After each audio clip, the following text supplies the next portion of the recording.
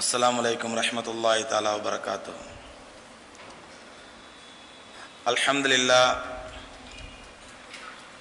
अल्हम्दुलिल्लाह नहमदुहु व नस्तईनुहु व नस्तगफिरुहु व नुमिनु बिही व नतवक्कलु अलैहि व नऊज़ु बिल्लाहि मिन शुरूरि अनफुसिना व मिन सय्यिआति अअमालिना मन यहदिहिल्लाहु फला मुदिल्ल लहु व मन युद्लिल फला हादिय लहु ونشهد أن لا إله إلا الله وحده لا شريك له ونشهد أن سيدنا نبينا مولانا محمدا عبده ورسوله وما بعد فقد قال الله تعالى في القرآن العظيم والفرقان المجيد فأعوذ بالله من الشيطان الرجيم بسم الله الرحمن الرحيم قل هل ننبئكم بالأخسرين أعمالا الذين ضل سعيهم في الحياة الدنيا وهم يحسبون أنهم يحسنون صنعا صدق الله العظيم.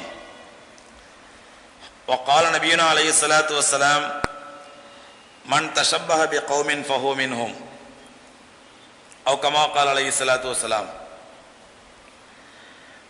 கண்ணியத்திற்கும் மரியாதைக்கும் உரிய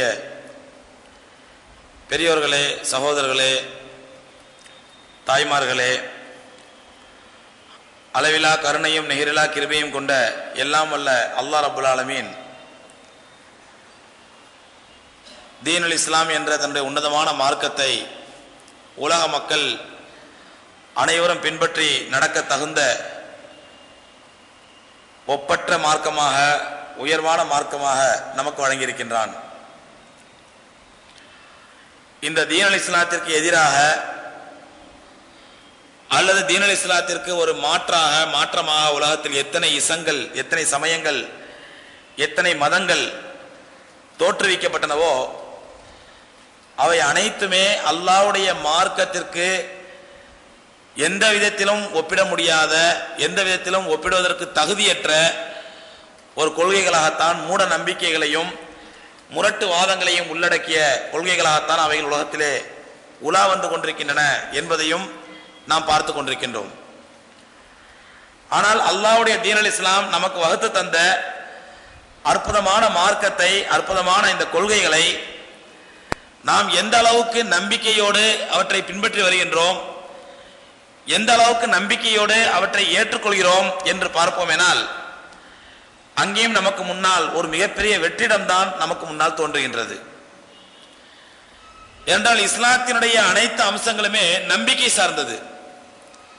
ஒவ்வொரு விஷயமுமே நம்பிக்கையின் அடிப்படையிலே, நம்பிக்கையை அஸ்திவாரமாக வைத்து நம்பிக்கையோடு செய்யப்படும் காரியம்தான் அல்லாஹ்விடத்திலே ஒப்புக்கொள்ளப்படும், ஏற்றுக்கொள்ளப்படும் என்று அல்லாஹ்வால் தீர்மானிக்கப்பட்ட அற்புத விஷயங்களை உள்ளடக்கியதுதான் அல்லாஹ்வுடைய தீனுல் இஸ்லாம்.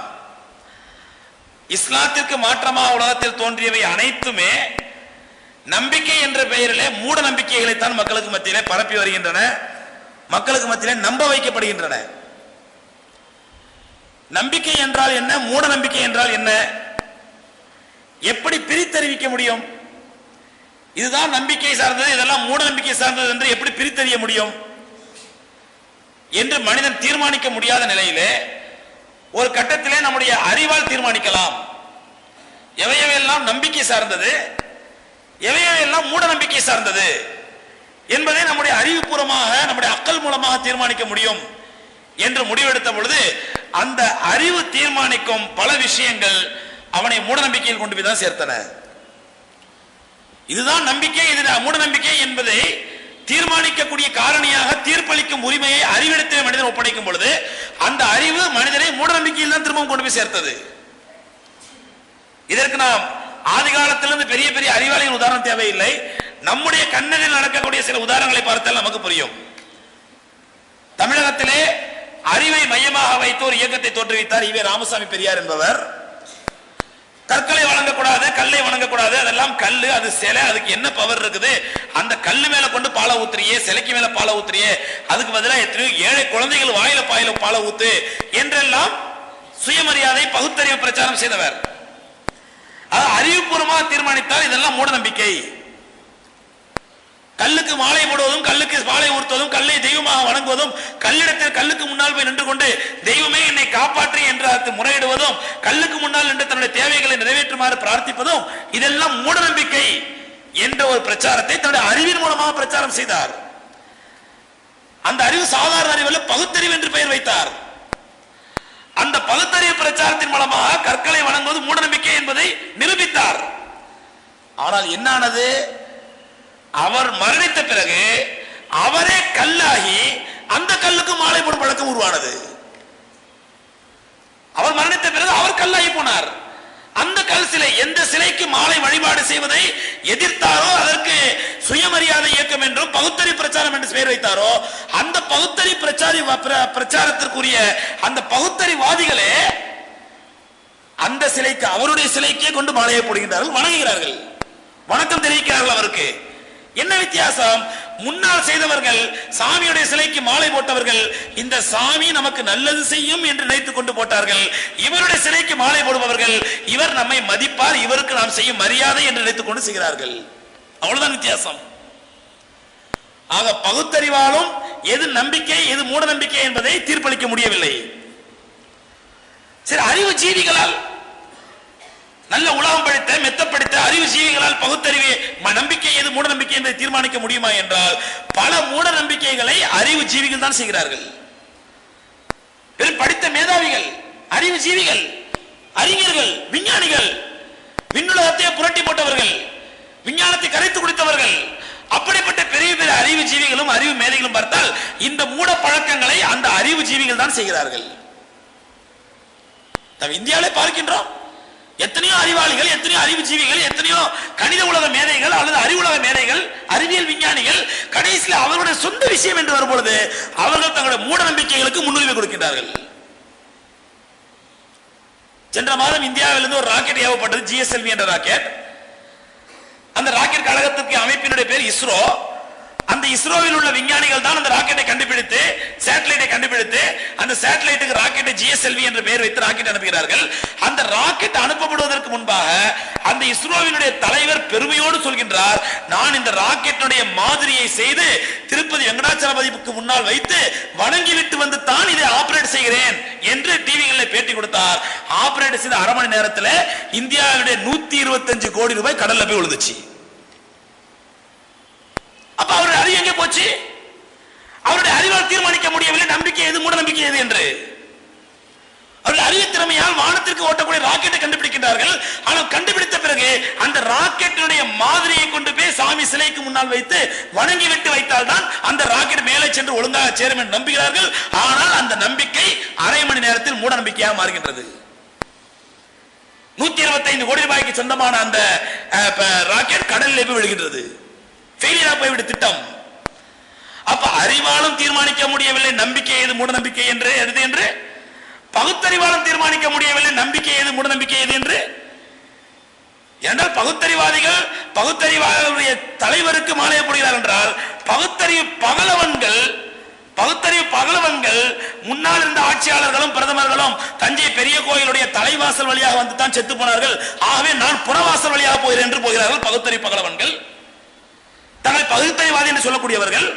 அப்ப அவர்களுக்கு மூட நம்பிக்கை, தஞ்சை பெரிய கோயிலுக்கு 1000வது ஆண்டு விழா நடத்தும் பொழுது முன்வாசல் வழியாக நாமும் செத்து போய் விடுவோம், ஆகவே புறவாசல் வழியாக செல்லலாம் என்று. என்றால் இதுக்கு முன்னால் அந்த ஆட்சியாளர்கள் எல்லாம் முதலமைச்சர்களும் பிரதமர்களும் அது போன்று முன்வாசல் வழியாக தலைவாசல் வழியாக வந்து தான் செத்து போனார்கள், ஆகவே நான் செத்து போகாமல் இருக்க வேண்டும் என்றால் புறவாசல் வழியாக வருகிறேன் சொல்கிறார்கள். அவர்களுக்கும் பகுத்தறிவாதி என்று சொல்லக்கூடியவர்களுக்கு மூட நம்பிக்கை அங்கே மிகைத்து விடுகின்றது. ஆக அறிவாலும் தீர்மானிக்க முடியவில்லை நம்பிக்கை எது மூட நம்பிக்கை எது என்று, பகுத்தறிவாலும் தீர்மானிக்க முடியவில்லை நம்பிக்கை எது மூட நம்பிக்கை எது என்று. அப்ப எந்த அளவுகோலை வைத்து தீர்மானிப்பது? இதெல்லாம் நம்பிக்கை சார்ந்தது, இதெல்லாம் நம்பிக்கை சாராதது என்று எந்த அளவுகோலை வைத்து தீர்மானிப்பது? அருமை சகோதரர்களே, உலகத்தில் உள்ள எல்லா மதங்களிலுமே மூட நம்பிக்கைகள் இருக்கின்றன, இஸ்லாம் உட்பட, அதாவது முஸ்லிம்கள் உட்பட. முஸ்லிம்களிடத்திலும் மூட நம்பிக்கை நிரம்பி கிடைக்கின்றது. முஸ்லிம்களிடத்தில் எத்தனையோ மூட நம்பிக்கைகள் இருக்கின்றன, இஸ்லாத்தில் இல்லை, முஸ்லிம்களிடத்திலே. மற்ற மதத்தை பின்பற்றக்கூடிய எத்தனையோ மூட நம்பிக்கைகள் மூழ்கி கிடக்கின்றன, நிரம்பி கிடக்கின்றன. ஆனால் என்ன வித்தியாசம் என்றால், ஒரு சமயத்திலே ஒரு மதத்திலே இருக்கக்கூடிய மூட நம்பிக்கையை அந்த மதத்தை சார்ந்தவர்கள் நம்பிக்கை என்று நம்புகிறார்கள், மற்ற மதத்தை அந்த மதத்தை சாராதவர்கள் தான் இது மூட நம்பிக்கை என்று சாடுகின்றார்கள். இன்னைக்கு இந்து சகோதரர்கள் மத்தியிலே எத்தனையோ விஷயங்கள் நம்பிக்கையாக போற்றப்படுகின்றன. ஜோசியமும் ஜாதகமும் அவர்கள் நம்பிக்கை சார்ந்து என்ன சொல்லப்படுகிறது. அவருடைய கடவுளுக்கு பிறப்பு இருக்கிறது, அவதாரம் இருக்கிறது என்பதெல்லாம் அவர்கள் நம்பிக்கை சார்ந்தது. ஆனால் அந்த மதத்தை சாராதவர்கள் அதை மூட நம்பிக்கை என்று விமர்சிப்பார்கள். கல்லுக்கும் சிலைக்கும் கொண்டு பாலை ஊத்துவது நம்பிக்கை என்று சொல்கிறார்கள் இந்து மத சகோதரர்கள். ஆனால் இந்து மதத்தை சாராதவர்கள் அல்ல இந்து மதத்தை எதிர்க்கக்கூடியவர்கள் அது மூட நம்பிக்கை என்று சொல்கிறார்கள். அதுபோன்று கிறிஸ்தவ மதத்திலே எவ்வளவு மூட நம்பிக்கை இருக்கின்றன. கிறிஸ்தவ மதத்தை சார்ந்தவர்கள் அது நம்பிக்கை என்று சொல்கிறார்கள். ஆனால் அந்த மதத்தை எதிர்க்கக்கூடியவர்கள் இது மூட நம்பிக்கை என்று சொல்கிறார்கள். ஆனால் அல்லாஹ்வுடைய தீனுல் இஸ்லாமான இஸ்லாத்தில் மட்டும்தான் மூட நம்பிக்கைகள் முஸ்லிம்கள் செய்யும் பொழுது இது மூட நம்பிக்கை என்று முஸ்லிம்களாலேயே சாடப்படுவது இஸ்லாத்தில் மட்டும்தான். இது மூட நம்பிக்கை இஸ்லாத்தில் இடமில்லை, இவ்வாறு செய்யக்கூடாது என்று முஸ்லிம்களை பிரச்சாரம் செய்வது இஸ்லாத்தில் மட்டும்தான். இதுதான் அல்லாஹ்வுடைய மார்க்கமான இஸ்லாத்திற்குள்ள தனிச்சிறப்பு. மற்ற மதத்தில் உள்ள மூட நம்பிக்கைகளை அந்த மதத்தை சார்ந்தவர்கள் ஏற்றுக்கொள்ள மாட்டார்கள். மூட நம்பிக்கை என்று நம்பிக்கை என்று தான் கொண்டாடுவார்கள். மற்றவர்கள் தான் மூட நம்பிக்கை என்று விமர்சிப்பார்கள். ஆனால் இஸ்லாத்தில் முஸ்லிம்களால் செய்யப்படக்கூடிய எத்தனையோ மூட நம்பிக்கைகளை முஸ்லிம் அறிஞர்களால் முஸ்லிம்களால் விமர்சிக்கப்படுகிறது, கண்டிக்கப்படுகிறது. இதெல்லாம் மூட நம்பிக்கை என்று ஏன் மற்ற மதங்களில் உள்ள அந்த அறிஞர்களால் ஏன் இதை கண்டிக்க முடியவில்லை? இஸ்லாத்தில் உள்ள அறிஞர்கள் மட்டும் இஸ்லாத்தில் உள்ள மூட நம்பிக்கைகளை முஸ்லிம்களுக்கு மத்தியில் உள்ள மூட நம்பிக்கைகளை கண்டிக்கிற அளவுக்கு மற்ற மத தலைவர்களுக்கோ மத அறிஞர்களுக்கோ அவர்கள் மதத்தில் உள்ள மூட நம்பிக்கைகளை ஏன் கண்டிக்க முடியவில்லை அல்லது விமர்சிக்க முடியவில்லை என்றால், அருமை சகோதரர்களே, இதுதான் வித்தியாசம். மற்ற மதங்களிலே நம்பிக்கையையும் மூட நம்பிக்கையையும் பிரிக்கக்கூடிய ஃபில்டர் கிடையாது. அல்லாஹ்வுடைய தீனுல் இஸ்லாத்தில் மட்டும்தான் இதுதான் நம்பிக்கை இதுதான் மூட நம்பிக்கை என்று பிரிக்கக்கூடிய ஃபில்டர் இருக்கின்றது. அந்த ஃபில்டர் தான் அல்லாஹ்வுடைய குர்ஆனும் பெருமானார் ஸல்லல்லாஹு அலைஹி வஸல்லம் போதனைகளும். இதுதான் மற்ற மதத்திற்கும் இஸ்லாத்திற்கும் உள்ள வித்தியாசம். இஸ்லாத்தில் உள்ள அறிஞர்கள் இஸ்லாத்தில் உள்ள உலமாக்கள் இதெல்லாம் மூட நம்பிக்கை என்று சாடுகிறார்களே, எந்த ஃபில்டரை வைத்து, எந்த அளவுகளை வைத்து, எந்த அளவு மானியை வைத்து, எந்த உரைகளை வைத்து? அல்லாஹ்வுடைய குர்ஆன் பெருமானாருடைய போதனை என்ற இந்த அளவுகளை வைத்துத்தான் இதெல்லாம் நம்பிக்கை இதெல்லாம் மூட நம்பிக்கை என்று பிரித்தறியப்படுகின்றது. இதுதான் இஸ்லாத்திற்கும் முஸ்லாம் அல்லாத மற்றவர்களுக்கு மத்தியில் உள்ள வித்தியாசம். மற்ற மதத்திலே இந்த அளவுகள் கிடையாது. எதை நம்பிக்கை என்று சொல்வது, எதை மூட நம்பிக்கை என்று சொல்வது அளவுகள் கிடையாது மற்ற மதத்திலே. அதனால் அவர்களால் தீர்மானிக்க முடியவில்லை இதெல்லாம் நம்பிக்கை சார்ந்தது இது மூட நம்பிக்கை சார்ந்தது என்று அவர்களால் பிரிக்க முடியவில்லை. ஆனால் இஸ்லாத்தை பொறுத்தவரையிலே பளிச்சென்று சொல்லிவிடலாம் இது நம்பிக்கை சார்ந்தது இது மூட நம்பிக்கை சார்ந்தது என்று. ஏன்? நம்மிடத்தில் பிரிக்கக்கூடிய அளவுகள் இருக்கின்றது, உரசி பார்க்கக்கூடிய உரைகள் இருக்கின்றது. ஆனால் அல்லாஹ்வுடைய இந்த மார்க்கத்தை தெரிந்து கொள்ளாத முஸ்லிம்கள் அல்லாஹ்வுடைய குர்ஆன் என்ற அளவுகோல், எம்பெருமானார் ஸல்லல்லாஹு அலைஹி வஸல்லம் போதனை சுன்னா என்ற இந்த அளவுகோல், இந்த அளவுகோலை விளங்காதன் காரணமாக தெரியாதன் காரணமாக இன்னைக்கு எத்தனையோ முஸ்லிம்கள் இஸ்லாத்தின் பெயரால் தேவையில்லாத மூட நம்பிக்கைகளை பின்பற்றி நடக்கக்கூடிய ஒரு அவல நிலையை பார்க்கின்றோம், ஒரு மோசமான நிலையை பார்க்கின்றோம். கேட்டால் இதுவும் மார்க்கம் என்று நினைக்கிறார்கள். இதை பற்றி தான் அல்லாஹ் ரப்பல் ஆலமீன் தன்னுடைய திருமறையிலே சொல்கிறார் சூரத்துல் கஹ்ஃபிலே, குல் நபியே இந்த மக்களிடத்தில் கேளுங்கள், ஹல் நுனப்பியுக்கும் பில் அக்ஸரீன அமலா, நிறைய அமல்கள் செய்தும் நல்ல காரியங்கள் செய்தும் நஷ்டவாளியாகுபவர்கள் யார் என்று உங்களுக்கு அறிவிக்கட்டுமா? நல்ல அமல் செய்வாரு, ஒருத்தர் அமலே செய்யல, ஒருத்தர் எந்த காரியமும் செய்யல, நாத்திகரா இருக்கிறாரு, அவர் மறுமையில் நஷ்டவாளி ஆவார், இதுல சந்தேகம் வேண்டாம். ஆனால் மார்க் உலகத்தில் நிறைய அமல்கள் செய்து நிறைய இபாதத்துகள் செய்து நிறைய வழிபாடுகள் செய்து அதற்கு பிறகு மறுமையில் நஷ்டவாளி ஆகிறார் என்றால் அப்படிப்பட்டவரை உங்களுக்கு அறிவிக்கட்டுமா என்று நபியே நீங்கள் கேளுங்கள். குல் ஹல் நுனப்பியுக்கும் பில் அக்ஸரீன அமாலா, அவர்கள் யார் தெரியுமா? அல்லதீன வல்ல சஅய்யுஹும் ஃபில் ஹயாத்தி துன்யா, அவர்கள் உலகத்தில் செய்த எல்லா முயற்சிகளும் பாழாகிவிட்டன. உலகத்தில் என்னென்ன காரியங்களை செய்தார்களோ அந்த காரியங்கள் அனைத்தும் பாழாகிவிட்டன. ஆனால் ஓஹும் யஹ்சபூன் அன்னஹும் யுஹ்சினுன சுனா, நாம் நல்ல காரியம் செய்கிறோம், நற்கிரியைகளை செய்கிறோம், அல்லாஹ்வுக்கு விருப்பமான காரியங்களை செய்கிறோம் என்று அவர்கள் தங்களுக்கு தாங்கள் விளங்கிக் கொள்கிறார்கள். அவங்களுக்கு எந்த நினைப்புன்னா நம்ம செய்யறது நல்ல காரியம், அல்லாஹ் விருப்பமான காரியம், நல்ல இபாதத்தை செய்து கொண்டிருக்கிறோம் என்று நினைத்துக் கொள்கிறார்கள். ஆனால் அவர்கள் செய்த அத்தனை காரியங்கள் உலகத்திலே பாழாய் போய்விட்டன. அப்படிப்பட்டவர்கள் யார் என்று உங்களுக்கு அறிவிக்கட்டுமா என்று நபியே நீங்கள் கேளுங்கள் என்று அல்லாஹ் ரப்பல் ஆலமீன் சொல்கின்றான். இதுதான் மூட நம்பிக்கைகளை, இஸ்லாத்தில் இல்லாதவற்றை நம்பிக்கை சார்ந்தது என்று நினைப்பது. இந்த மூட நம்பிக்கைகளை பற்றி பட்டியலிட ஆரம்பித்தால், முஸ்லிம்களுக்கு மத்தியிலே என்னென்ன மூட நம்பிக்கைகள் பட்டியலிட ஆரம்பித்தால் சுப்ஹானல்லாஹ் பட்டியலிட முடியாது. ஏனென்றால் முஸ்லிம்கள் பழகக்கூடிய, முஸ்லிம்கள் சேர்ந்து இருக்கக்கூடிய, முஸ்லிம்கள் அன்றாடம் தங்களோட அன்றாட கொடுக்கல் வாங்கலிலே, தங்களுடைய குடும்ப உறவுகளிலே அல்லது தங்களுடைய சமுதாய உறவுகளிலே அன்றாடம் பழகக்கூடிய முஸ்லிம் அல்லாத சகோதரர்களிடத்திலே எத்தனை மூட பழக்கங்கள் இருக்கின்றனவோ அத்தனை பழக்கங்களும் சின்ன சின்ன மாற்றங்களோடு முஸ்லிம் மத்தியில் வந்து விடுகின்றன. சின்ன சின்ன மாற்றங்கள். அவர் கோவிலிலே திருவிழா நடத்துவது என்ற மூட நம்பிக்கை என்றால், நம்மிடத்தில் தர்காக்கள் உருசு நடத்துவது என்ற மூட நம்பிக்கை. அவர்கள் சாமிக்கு புடவை சாத்துவது, சாமி சிலைகளுக்கு புடவை சாத்துவது என்ற மூட நம்பிக்கை என்றால், நாம் கபர்களுக்கு போர்வை போர்த்துவது என்ற மூட நம்பிக்கை. அவர்கள் கோயிலிலே அன்று வரை அடுப்பில் இருக்கக்கூடிய நீர் என்று சொல்லக்கூடிய சாம்பலாக இருப்பது, சாமி சிலைக்கு முன்னால் போய்விட்டு வந்தால் அது திருநீறு என்ற ஒரு புனிதத்தை அடைவதை போன்று, அதுவரை கடையிலே பூந்தி என்ற பெயரோடு இருக்கக்கூடிய ஸ்வீட் கபருக்கு போய்விட்டு வந்தால் தப்ரூக் என்ற பெயரோடு பெயர் மாற்றம் செய்யப்படுகிறது. இப்படி சின்ன சின்ன மாற்றங்களோடு அப்படியே அங்கிருந்து காப்பி அடிக்கப்பட்ட மூட நம்பிக்கைகள். ஆனா என்ன நினைச்சு செய்யறோம்? பெரிய பாக்கியம், பெரிய புண்ணியம், இதெல்லாம் பெரிய இபாதத்துகள். என்ன காரணம்? அல்லாஹ்வுடைய மார்க்கத்தை பற்றி தெரியவில்லை. இந்த மார்க்கம் என்பது இந்த உலக வாழ்க்கையோடு சம்பந்தப்பட்டதல்ல, உலக வாழ்க்கையோடு முடியக்கூடியதல்ல. இந்த மார்க்கத்தில் நாம் செய்யக்கூடிய ஒவ்வொரு காரியமும் நம்மை மறுமை வரை கொண்டு போய் சேர்க்கும். அங்கே நமக்கு விசாரணை இருக்கின்றது. நாம் செய்த நல்ல அமல்களுக்கு மட்டும்தான் அங்கே கூலி கிடைக்கும், இல்லை என்றால் அல்லாஹ் நரகத்தில் போடுவான் என்ற அந்த நம்பிக்கை குறைவின் காரணமாக சகோதரர்களே, மூட நம்பிக்கைகள் எல்லாம் நம்பிக்கைகளாக மாறுகின்றன. ஏன்? எதனால்? தனக்கு உலகத்திலே காரியமாக வேண்டும். தமிழ்ல சொல்வார்கள், பித்தம் ஒருத்தனுக்கு தலைக்கேறி விட்டால் என்ன நினைப்பானா, எண்ணத்தை தின்றால் பித்தம் களையும். எது வேணாலும் திங்கிறேன், என் பித்தம் களைஞ்சா போதும், எனக்கு எது வேணாலும் திங்கிறேன், என்ன சொன்னாலும் திங்கிறப்பா, மருந்து திங்கிறப்பா, அது மருந்தா மாயமா அதை பத்தி எனக்கு கவலை இல்லை, அது மருந்தாலும் நோய் அதை பத்தி எனக்கு கவலை இல்லை, எதை தந்தாலும் தருகிறேன், என் பித்தம் களைய வேண்டும். அதுபோன்று இன்றைய உலக முஸ்லிம் சமுதாயத்திற்கு பித்தம் தலைக்கேறிக்கிறது. என்ன அர்த்தம்? உலக மாயை என்ற பித்தம், உலக மோகம் என்ற பித்தம், உலக போதை என்ற பித்தம். இந்த பித்தம் தலைக்கேறி விட்டதால் நான் என்னத்தையா செய்றேன்? எனக்கு தேவை வியாபாரம் நடக்கணும், எனக்கு தேவை பணம். வியாபாரத்தில் கடையில வியாபாரம் இல்லையா, எந்த பாவாட்ட போனா சொல்லுங்க வியாபாரம் நடக்கும், சொல்லுங்க அந்த பாவாட்ட போறேன். என் ஈமான் போயிடுமே, அதை பத்தி எனக்கு கவலை, எனக்கு வியாபாரம் நடக்கணும். என் குமருக்கு கரை சேரல, குமருக்கு நல்ல மாப்பிள்ளை கிடைக்கல, எந்த கோயில்ல போய் வாங்கி தண்ணி குடிச்சா என் பிள்ளைக்கு மாப்பிள்ளை கிடைக்கும் சொல்லுங்க, அந்த கோயில போய் தண்ணி வாங்கி குடிக்கிறேன், ஈமான் போயிடுமே, அதை பத்தி எனக்கு கவலை இல்லை, என் பிரச்சனை தீரணும். அருமை சகோதரர்களே, எம்பெருமானார் ஸல்லல்லாஹு அலைஹி வஸல்லம் சொன்னார்கள், மன் தஷப்பஹ பிகௌமின் ஃபஹுவ மின்ஹும். யார் ஒருவர் மாற்றாருடைய கலாச்சாரத்தை தங்களுடைய கலாச்சாரமாக ஏற்றுக்கொள்கிறார்களோ, மாற்றாருடைய கலாச்சாரத்தை பின்பற்றுகிறார்களோ, அது நம்பிக்கை சார்ந்ததோ மூட நம்பிக்கை சார்ந்ததோ, மற்றவர்களை போன்ற கலாச்சாரத்தை அவர்கள் பின்பற்றினால் அவரும் அந்த மாற்றாரையே சார்ந்தவர். ஏனென்றால் நமக்கு மத்தியிலே சகோதரர்களே, நம்பிக்கைகளையும் மூட நம்பிக்கைகளையும் பிரித்தறிவிக்கக்கூடிய ஒரு ஃபில்டர் இருக்கின்றது. அதனால் நாம் தீர்மானித்து விடுகின்றோம். ஆனால் மற்ற மதங்களிலே இந்த ஃபில்டர் இல்லாததினால் மூட நம்பிக்கைகளை எல்லாம் கூட நம்பிக்கை என்று தீர்ப்பளிக்கப்படுகின்றது.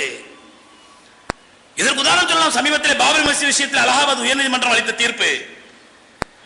ராமர் என்பவர் இருந்தாரா? 17 லட்சம் வருஷத்துக்கு முன்னாடியோ 20 லட்சம் வருஷத்துக்கு முன்னாடி எத்தனை லட்சமோ இருந்தார் என்றே வைத்துக் கொள்வோம். ராமர் என்றவர் இருந்தார், அவர் பிறந்தார், ஒரு தாயின் வயிற்றில் பிறந்தார் என்றே வைத்துக் கொள்வோம்.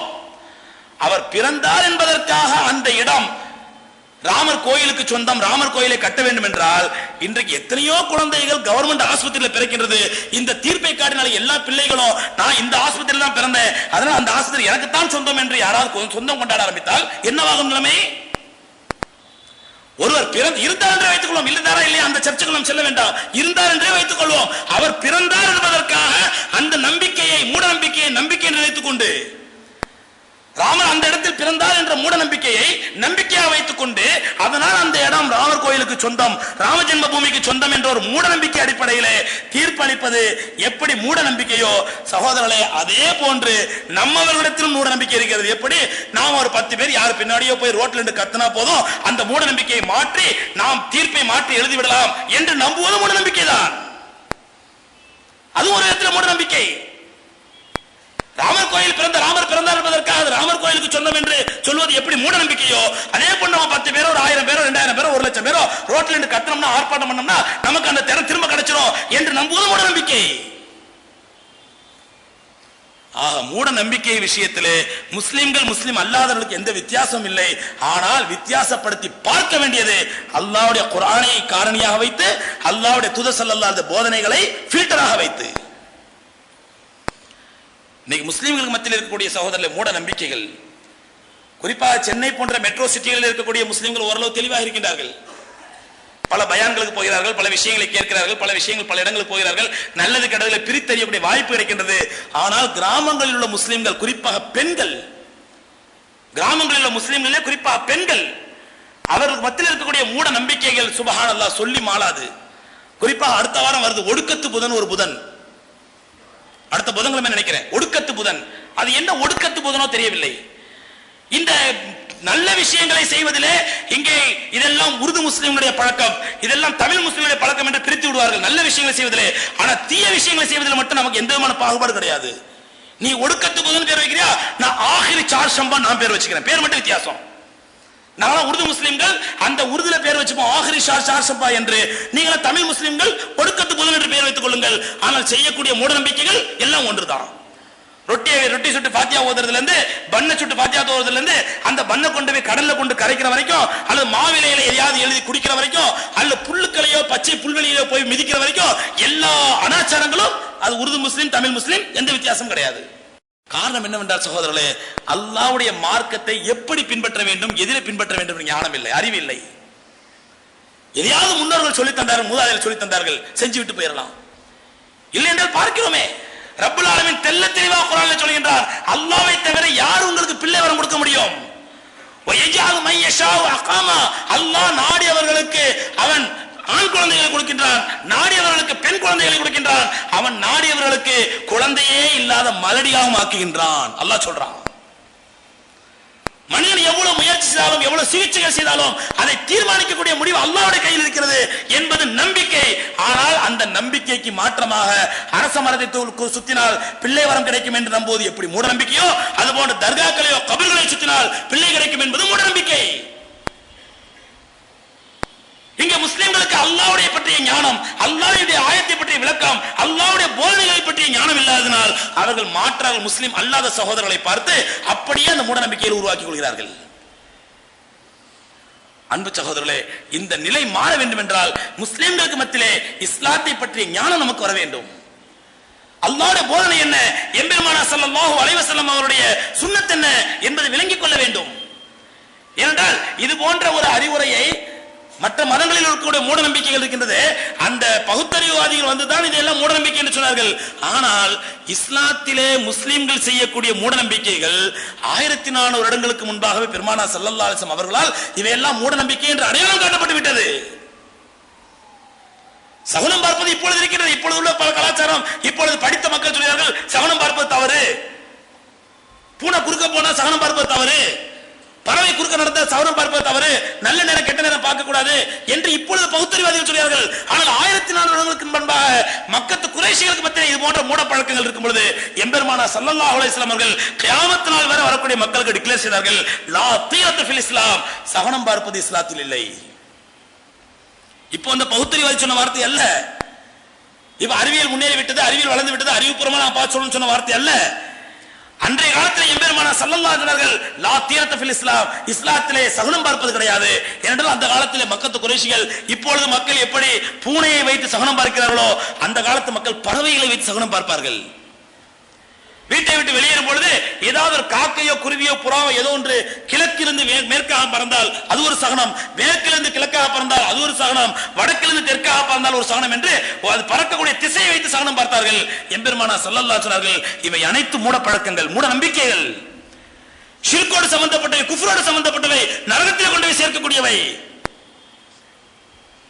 இன்னைக்கு பெரிய அறிவுஜீவிகள் இருந்தாலும் கையை கொண்டு போய் ஒரு ஜோசியக்காரன், தன்னை போன்ற ஒரு மனிதன், தன்னை போன்ற மலத்தை வயிற்றிலே சுமக்கக்கூடிய மனிதன், தன்னை போன்ற அன்றாடம் காட்சியாக இருக்கக்கூடிய மனிதன், அவரிடத்திலே கொண்டு போய் கையை நீட்டி என்னுடைய எதிர்காலத்தை பார்த்து சொல்லு என்று சொன்னார். 1400 வருஷத்துக்கு முன்னாடி எம்பெருமானார் ஸல்லல்லாஹு அலைஹி அவர்கள் ஜோசியம் பார்ப்பதை தடுத்தார்கள். மன் அத்தா காஹினன் ஃபஸத்தக பிமா யகூலு ஃபக்கத் கஃபர பிமா உன்ஸில அலா முஹம்மத் ஸல்லல்லாஹு அலைஹி வஸல்லம்.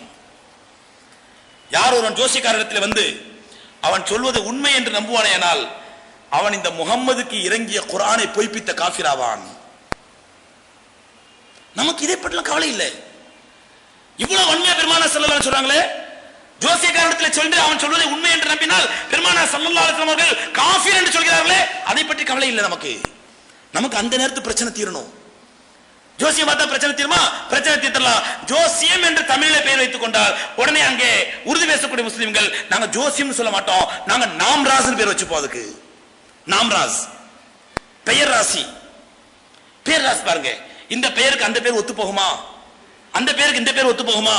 நாம என்ன பண்றோம்டா, ஒரு பிள்ளை, சின்ன பிள்ளை, ஒரு 4 வயசு பிள்ளை, அந்த பிள்ளை கொஞ்சம் அடாவடி பண்ணுது, அடம் பிடிக்குது, எல்லாத்தையும் போட்டு அடிக்குதுன்னா அந்த சின்ன பிள்ளைக்கு ஆரம்பத்திலிருந்து பக்குவமாக கொஞ்சம் கொஞ்சமா சொல்லி கவுன்சிலிங் பண்ணி அறிவு சொல்லி புத்திமை சொல்லி மாற்ற வேண்டும். அதை எடுத்துக்கிட்டு ஏதாவது தாடி வச்ச தொப்பி போட்டு ஒரு ஆள்கிட்ட போக வேண்டியது, என் புள்ள இந்த மாதிரி பண்ணுதுங்க, அப்படியா? அந்த புள்ள பேர் என்ன? அந்த புள்ள பேர் ஆயிஷா பிவி. ஆயிஷா பிவிங்கிற பேரை மாத்திர, அந்த பேர் தான் தப்பான பேரு. நவுதுபில்லா. எம்பெருமானா ஸல்லல்லாஹு அலைஹி வஸல்லம் உத்தமமான மனைவியுடைய பெயர். அல்லது அந்த பெயரை எடுத்து விட்டு இந்த பெயரை வை, இந்த பெயரை விட்டால் சரியாகிவிடும். அவ பெயர் ராசி பார்ப்பது. இன்னைக்கு பார்க்கிறோம் எந்த அளவுக்கு போலி டாக்டர்கள் தெருக்கு தெரு கடை திறந்துட்டு இருக்காங்களோ, அதை விட மோதமாக போலி ஆன்மீக சிகிச்சைக்காக ஆன்மீக கிளினிக்குகள் திறக்கப்படுகின்றன. தெருக்கு தெரு பார்த்தீங்கன்னா ஆன்மீக கிளினிக். அங்க யாரும் போர்டு போட்டு உட்கார்ந்துருப்பார், பார்வை நேரம் விசிட்டிங் ஹவர்ஸ் காலையில 10 மணில இருந்து 1 மணி வரைக்கும், சாயந்தரம் 6 மணில நைட்டு 10 மணி வரைக்கும். யாரும் பார்த்தா எந்த குவாலிஃபிகேஷன் கிடையாது, ஒரு தாடியும் தொப்பி இருந்தா போதும்.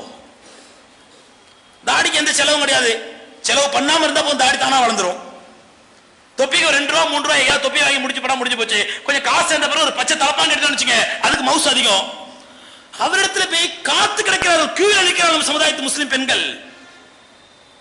அவன் ஒரு கஞ்சா அடிப்பவனாவோ சாராயம் குடிப்பவனாவோ விபச்சாரம் செய்வனோ கேள்விட்டவனா இருப்பான். பள்ளிவாசல ஜமாத் தொழுகை நடந்து கொண்டிருக்கும், தொழுவதற்கு கூட செல்ல மாட்டான். அந்த அயோக்கிய இடத்துல போய் தன்னுடைய எதிர்காலத்தை என்ன, என் மாப்பிள்ளைக்கு விசா கிடைக்குமா, அவர் வெளிநாட்டுக்கு போவாரா, பயணம் போவாரா, என் பொண்ணுக்கு மாப்பிள்ளை கிடைக்குமா, கல்யாணம் முடிச்ச என் புள்ள 5 வருஷம் பிள்ளை இல்லாம இருக்கிற புள்ள பெருமா, இந்த விளக்கங்கள்லாம் யார்கிட்ட? அந்த ஆன்மீக சிகிச்சைவாதி இடத்துல. போலி டாக்டர்களை கைது செய்யக்கூடிய அரசாங்கம் இவங்களை கண்டுக்கிறது இல்லைன்னா இது ஆன்மீகம் சம்பந்தப்பட்டது, கண்டுகொள்ளக் கூடாது என்று. அதனால இந்த ஆன்மீக போலிவாதிகள் நாளுக்கு நாள் பெருத்துக் கொண்டிருக்கிறார்கள், வளர்ந்து கொண்டிருக்கிறார்கள். எனக்கு தெரிஞ்சு எத்தனையோ கஞ்சா அடிப்பவர்கள் மெட்ராஸ்ல நான் பார்த்திருக்கேன். ஒன்னால குடிகார பையன் குடிச்சிட்டு ரோட்ல கிடந்தவன் இன்னைக்கு பாத்தீங்கன்னா அவனுக்கு இவ்வளவு பெரிய தாடி, ஒரு பச்சை தலப்பா, ஒரு பெரிய போர்டு, அவருக்கு முன்னாடி 4-5 மௌலானா, பகலானா, கந்தனா, இந்தனா, சரு, ஷேக், பதர், ஏதோ வாயில வர 4-5 வார்த்தைகளை போட்டு அவர் பேரை போட்டவன சுபஹானல்லாஹ் கூட்டம் அலமுது.